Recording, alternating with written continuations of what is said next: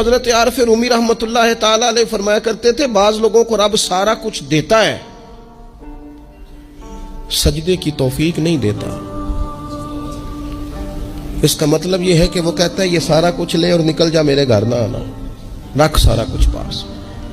رب سے عافیت مانگی جائے، اس سے اس کا فضل مانگا جائے، اس سے اس کا کرم مانگا جائے۔ اللہ کے پیارے رسول صلی اللہ تعالی علیہ وآلہ وسلم اس عافیت مانگنے پر زور دیتے، توجہ دیتے۔ میں آپ کو صحیح بتاتا ہوں،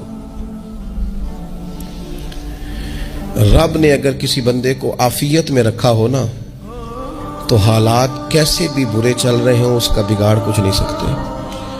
اور اللہ تعالیٰ معاف کرے، 100 دفعہ خاکم بدہن اگر کسی وقت اس کے کرم کی نگاہ پھر جائے تو پھر سارے اسباب سمیت بھی انسان اپنے پیروں پہ کھڑا نہیں رہ سکتا۔